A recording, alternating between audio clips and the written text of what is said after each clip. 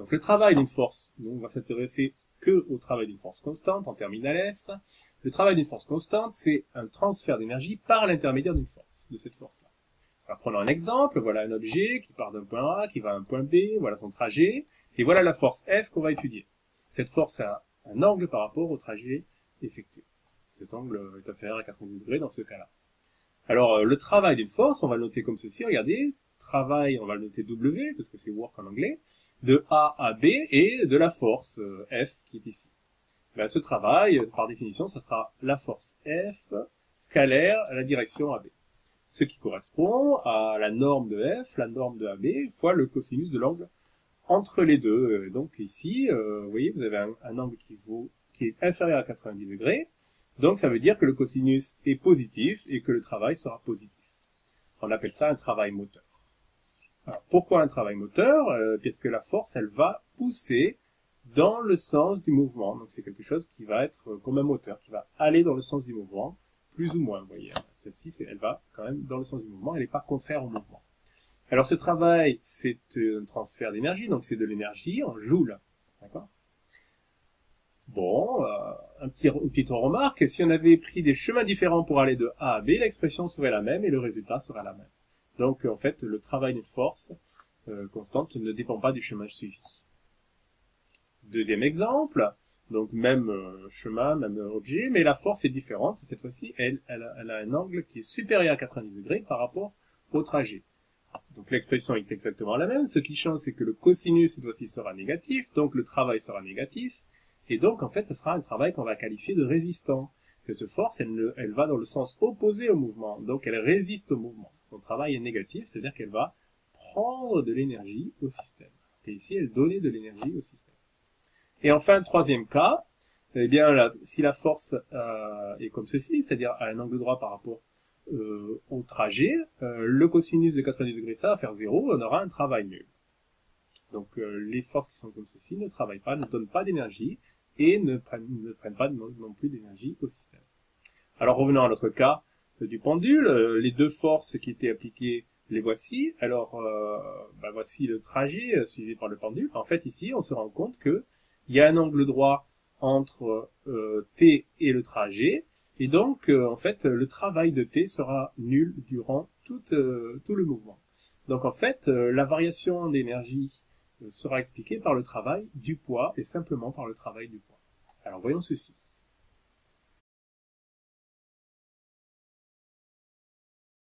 Alors le travail du poids.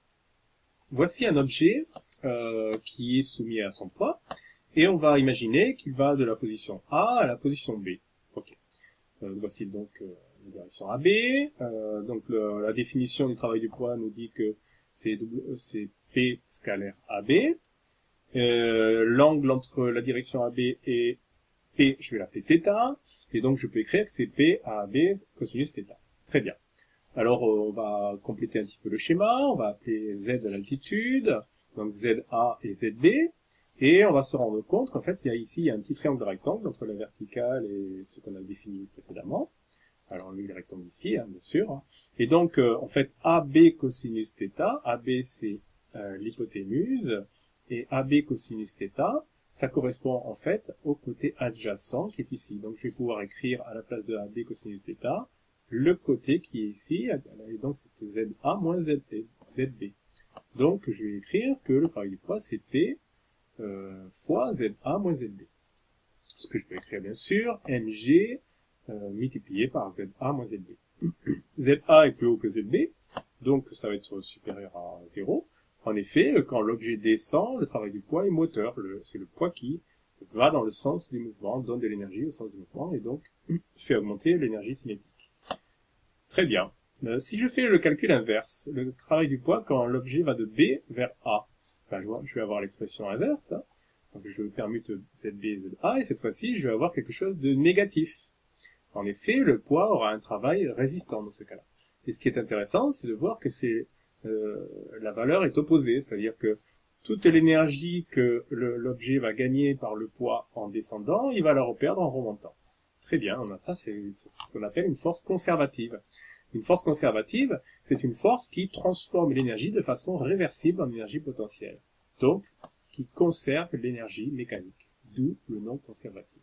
Toute l'énergie qu'elle va donner dans un sens, elle va pouvoir la récupérer dans l'autre sens. Donc elle peut être motrice ou résistante, mais de façon, la somme sera égale à 0. Alors continuons un petit peu dans cette analyse. Donc cette expression-là, je vais encore la modifier. Évidemment, vous reconnaissez mgz. Ici, on peut écrire ceci, mgza moins mgzb.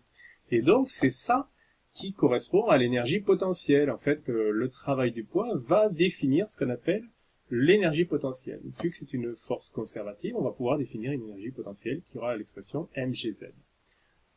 Donc, énergie potentielle du point A moins l'énergie potentielle du point B. Donc, pour une force conservative, on va pouvoir définir une énergie potentielle et le travail de la force, dans ce cas-là, correspondra à une variation d'énergie potentielle. Attention, regardez, la variation c'est après moins avant, donc le travail du poids, ça sera moins la variation de l'énergie potentielle.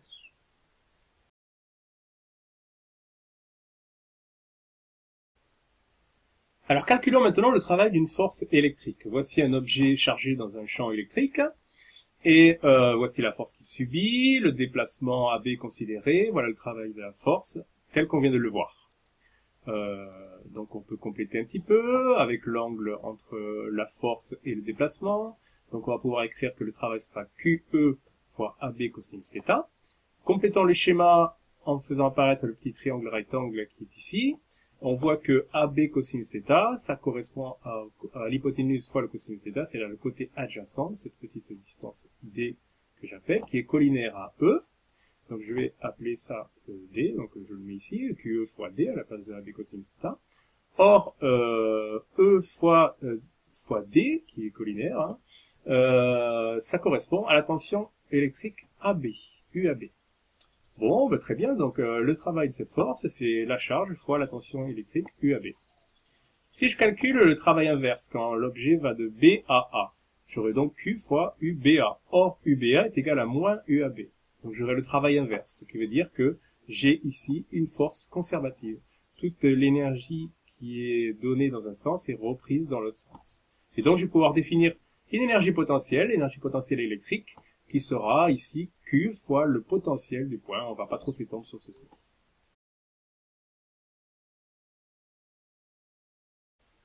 Alors faisons la même analyse sur une force de frottement constante. On va supposer que la force de frottement est constante. Voici le déplacement de A à B de l'objet. Donc l'expression du travail de cette force-là, F scalaire AB. L'angle entre F et le déplacement vaut 180 degrés, ce qui veut dire que le cosinus de l'angle vaudra moins 1, et donc l'expression du travail sera moins F scalaire AB. Alors si on fait, et donc évidemment inférieur à 0, parce que F et AB sont des normes, donc c'est un travail résistant, les forces de frottement font souvent des travaux résistants.